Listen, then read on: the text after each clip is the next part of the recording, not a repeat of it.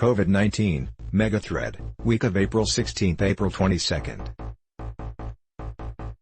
Men of Reddit, what's the most romantic thing a woman in your life has ever done? A girl I knew I had a thing for her, so she pretended she couldn't find her phone, then asked if someone could call it. I said sure. What's your number? We got married a year later for 15 years. She bought us tickets to Cedar Point even though she was afraid of roller coasters. I was having a rough day and she simply put my head on her lap and petted my head and gently scratched me until I fell asleep. You're given $100,000, but you can only spend it on the hobbies you currently have. How do you spend it? Buy half a 40K army. New gaming PC. Sewing machine. No really a hobby, but I need a good little table and some other things for an altar. I have this hobby where I don't want to be homeless. Can I spend it on that? Exchange it for an FH tax stamps. Hell yes, that's a lot of board games. I can spend that in an hour on Magic, the Gathering. The problem is actually finding sellers for the rarer collector's items. What would you do if you found undeniable evidence that the universe is just a simulation and you were the only one who knew? Assuming I'm an NPC, I'd start looking for glitches. Or I'd find the main character and follow them all the time to become immortal. I'd look for exploits or cheat codes. For the sake of having fun. I would ask on Reddit. Why do I get the feeling that you figured it out, and now you need to know what to do? Well, fear not my child, I know the answer.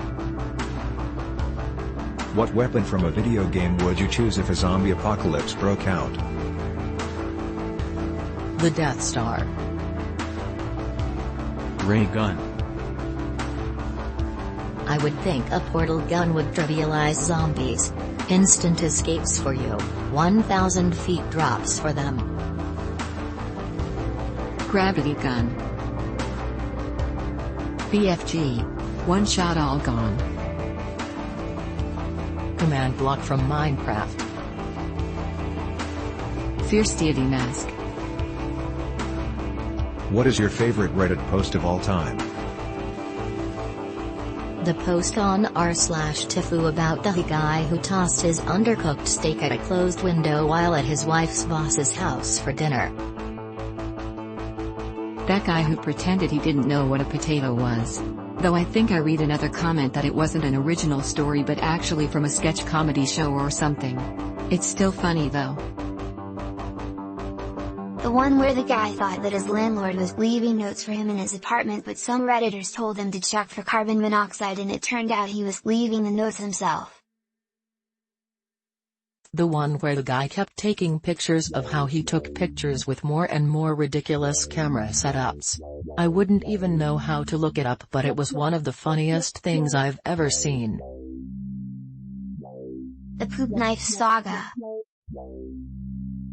I keep having dreams where I call Obama the N-word and I want it to stop.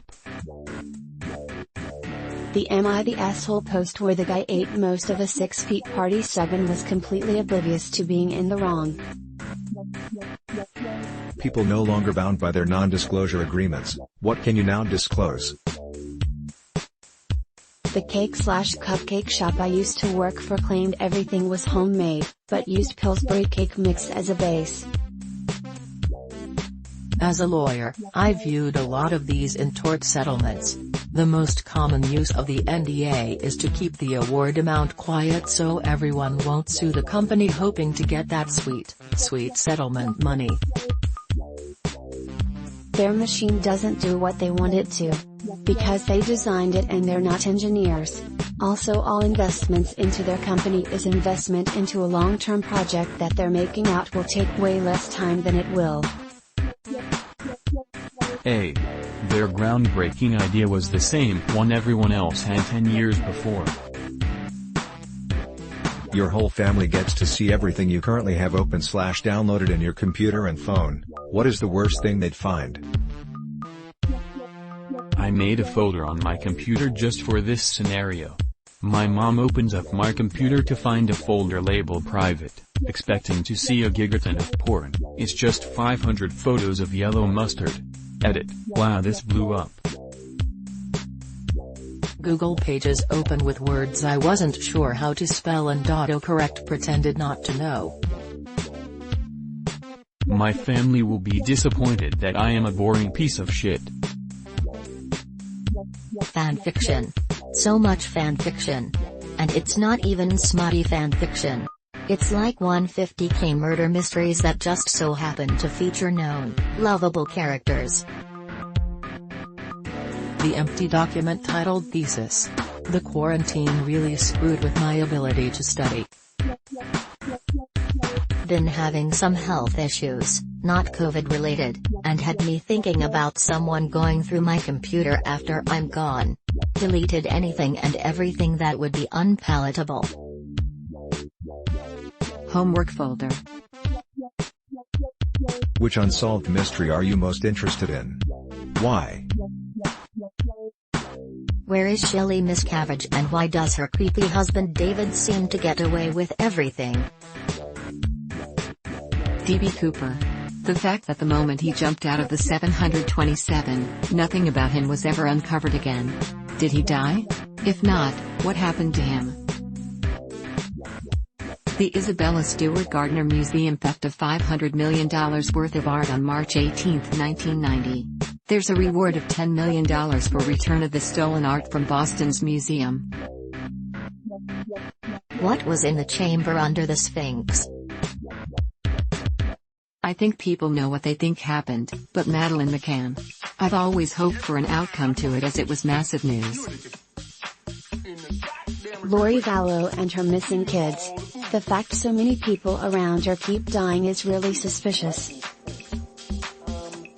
What's your favorite song of all time?